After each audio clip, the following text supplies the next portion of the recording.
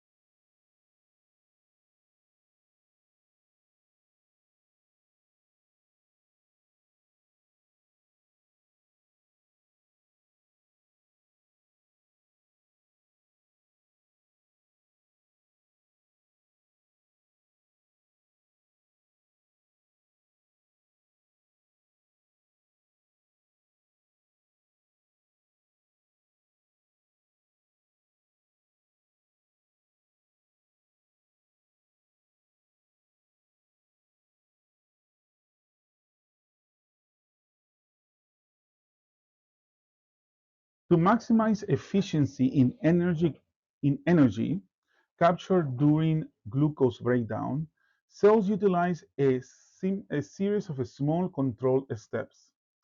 Each of these steps often involve redox reactions, which are essential for transferring energy via electrons.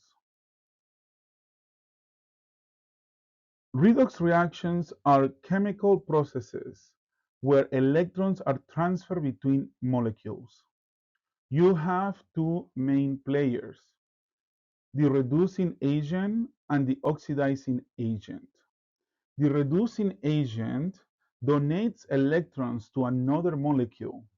By doing so, they reduce the other molecule.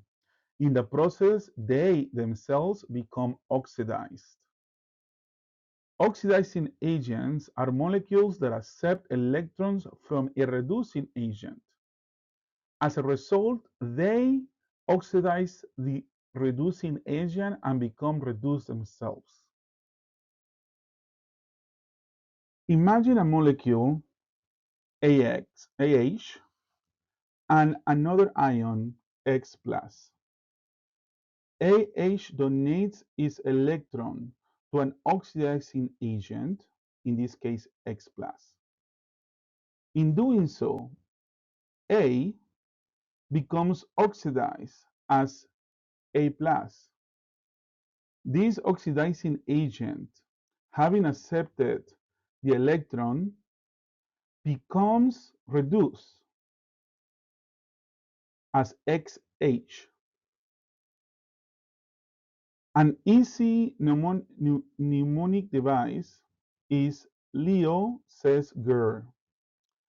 Leo lose electrons equal oxygen, and Ger gain electrons equals reduction.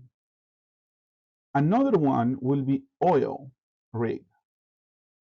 Oxidation is loss of electrons, and reduction is gain of electrons. Whichever of those two methods you would like to use, you're more than welcome to use them.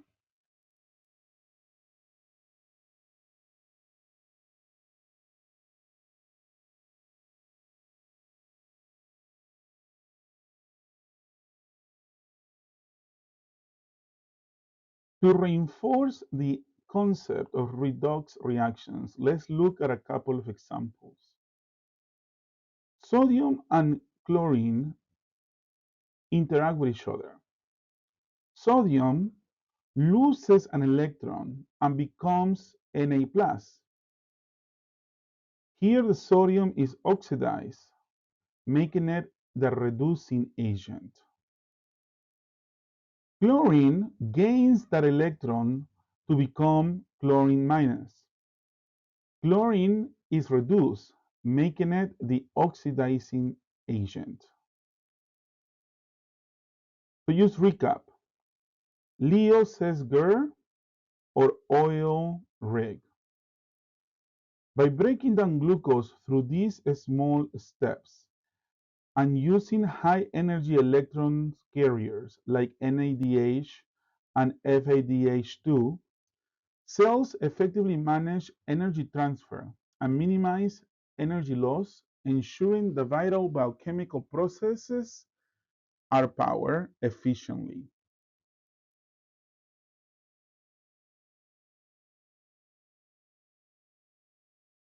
When we break down glucose to extract energy, we do it in many small control steps to minimize energy loss as heat. In contrast to the rapid energy release when you're burning a match, cellular respiration carefully captures energy at each step, often storing it in high energy electron carriers like NADH. What is NADH? NADH plus is the oxidized form and becomes NADH when it accepts an electron. NADH is in a reduced state and carries high potential energy, making it a key electron carrier in cellular respiration. The transition from NAD plus to NADH involves the gain of two electrons and a proton, storing significant potential energy. What is the role of NADH? NADH serves as an electron donor in various biochemical reactions, and it's crucial for the production of ATP, the cell's main energy currency. Derived from B vitamins, NADH and other electron carriers like FADH2 play a vital role in both cellular respiration and photosynthesis. We'll explore NADP and its role in photosynthesis later in this course. Think of NADH as a valuable currency or ticket that can be traded in for something even more useful, ATP, the energy molecule directly used by cells for essential functions like muscle contraction, breathing, and heartbeats.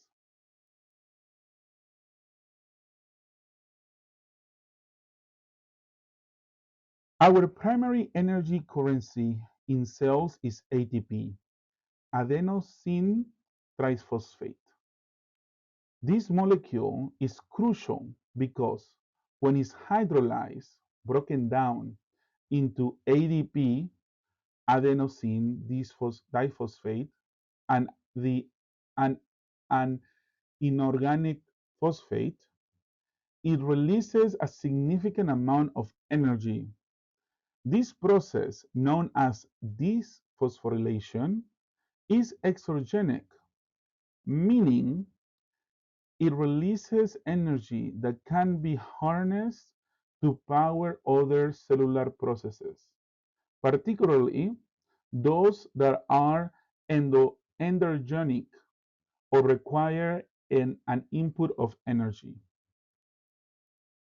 Remember, dephosphorylation is the loss of a phosphate group from a molecule, in this case ATP, which releases energy.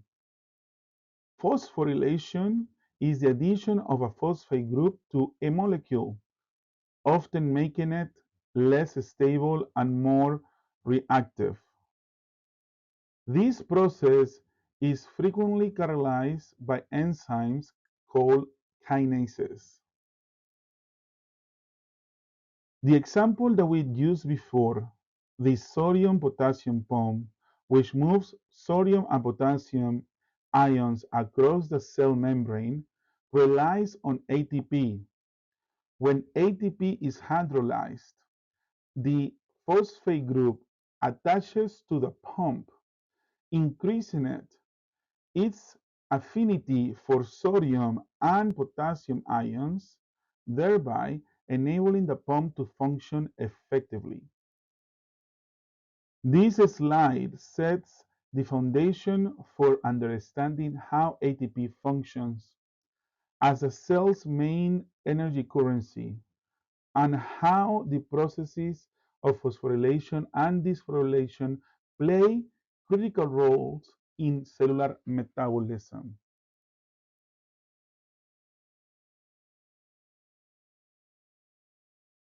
To maintain the cell's energy balance, ATP must be continuously produced. However, making ATP is an endergenic process, meaning it requires an input of energy. One method of ATP production is substrate-level phosphorylation. This is the process of a phosphate group that is directly transferred from a substrate molecule like ADP, forming ATP. This method occurs during glycolysis and the Krebs cycle. Energy coupling. Since ATP synthesis is an endergenic process, it must be coupled with an exergenic reaction, one that releases energy, to provide the necessary energy input. In substrate-level phosphorylation, the energy comes directly from the chemical reaction that removes the phosphate from the substrate. This method of ATP production is less common, but is still crucial during certain stages of cellular respiration.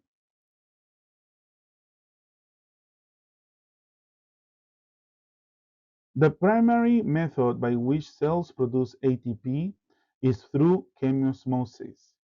This process accounts for the majority of ATP generation in cells, particularly in eukaryotes. Chemiosmosis relies on the enzyme ATP synthase, which synthesizes ATP by using the energy from a proton gradient. This gradient is established across a membrane, such as the inner mitochondrial membrane in eukaryotes. ATP synthase facilitates the production of ATP as protons flow through it down the electrochemical gradient. Think about it as ATP synthase as a motor or a turbine. While the turbine is being powered by the gradient, is making ATP. The energy yield is approximately 90% of the cell's ATP, which is produced in this process. In eukaryotic cells, like human cells, chemiosmosis occurs in the mitochondria. In plants, it also occurs in the chloroplast during photosynthesis. In prokaryotic cells, which lack mitochondria and chloroplast, chemiosmosis occurs across the plasma membrane.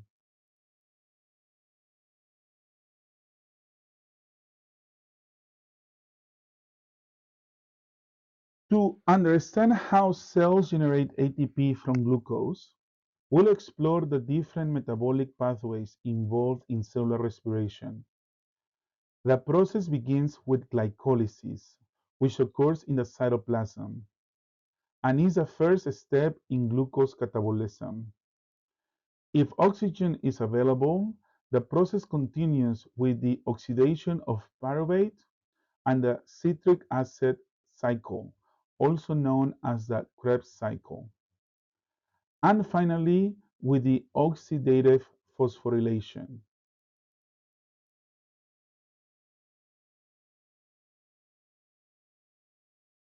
The initial step in glucose breakdown is glycolysis and is common to all organisms. In the oxidation of pyruvate step, pyruvate is converted into acetyl-CoA, entering the citric acid cycle. Here, you will break down even further acetyl-CoA to produce electron carriers like NADH and FADH2. Finally, oxidative phosphorylation utilizes electron carriers to produce the majority of ATP.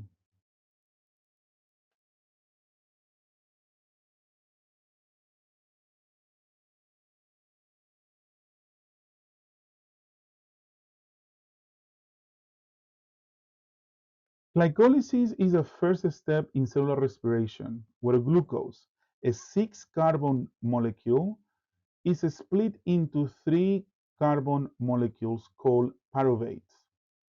This process involves 10 steps, each designed to capture energy efficiently, minimizing heat loss. The input in this step is glucose, 2 NAD plus, and yes, you also need to input some energy, ATP, and you need the substrates to make more ATP, which are ADP. The output during glycolysis is 2 pyruvate molecules, 2 NADH molecules, 4 ATPs, and 2 ADPs. Glucose, which is a 6-carbon molecule, is split into 2 pyruvate molecules, 2 3-carbon each. Energy is captured in the form of ATP and NADH. This process occurs in the cytoplasm of the cell. Remember that the total gross production of ATP at this point is 4 ATP, but in reality, the net production of ATP is 2.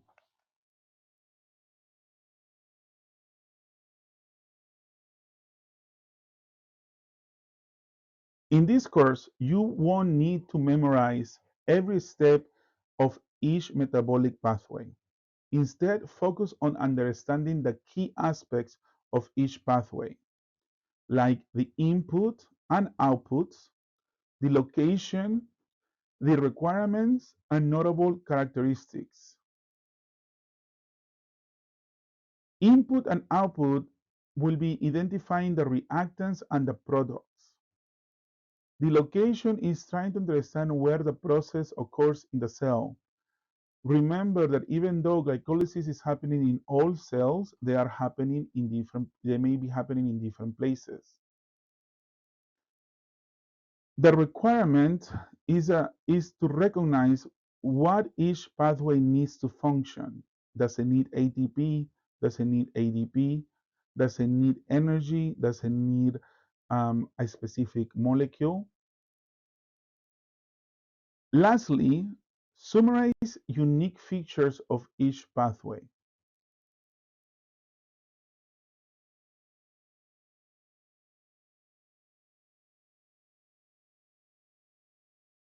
The first half of glycolysis often is referred as the investment phase or the preparatory phase.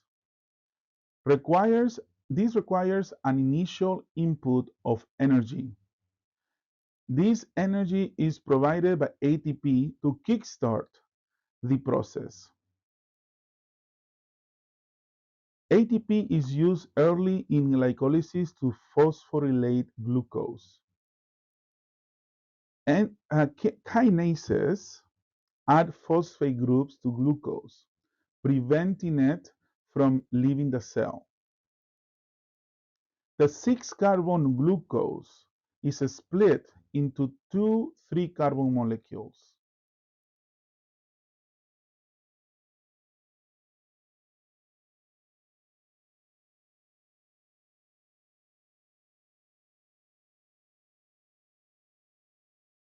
The second half of glycolysis is known as the payoff phase.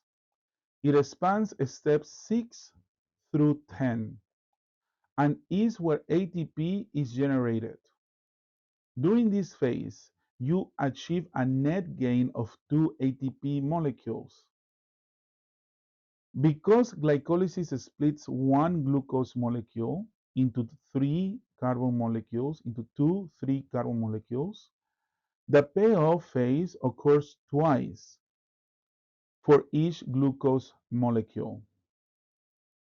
Although 4 ATP molecules are produced in the payoff phase, remember that you invested 2 ATP molecules in the first half, giving you a net gain of 2 ATPs. ATP in glycolysis is produced through substrate level phosphorylation. Note not the more common method of chemiosmosis at this step of glycolysis. Glycolysis can occur with or without oxygen, meaning it is an anaerobic process. This allows cells that do not rely on oxygen, anaerobic cells, to still produce ATP, with glycolysis being the primary mean of energy production.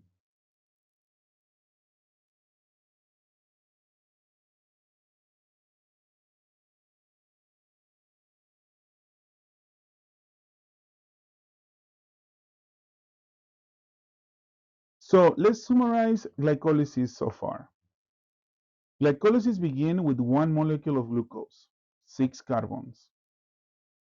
The end product are two pyruvate molecules, 3 carbon each, and a net gain of 2 ATP and 2 NADH molecules. high energy carrier electron carriers. What does regulate glycolysis? Glycolysis is regulated by phosphorylation, the ability of NAD+, and the ATP levels.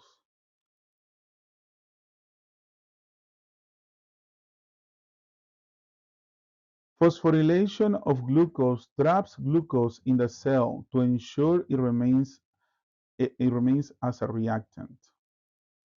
Glycolysis slows or stops if NAD+ levels are too low, and high levels of ATP inhibit glycolysis, reducing the cell's energy expenditure. Glycolysis occurs in the cytoplasm of both eukaryote and prokaryotic cells and does not require oxygen, classifying it as an anaerobic process.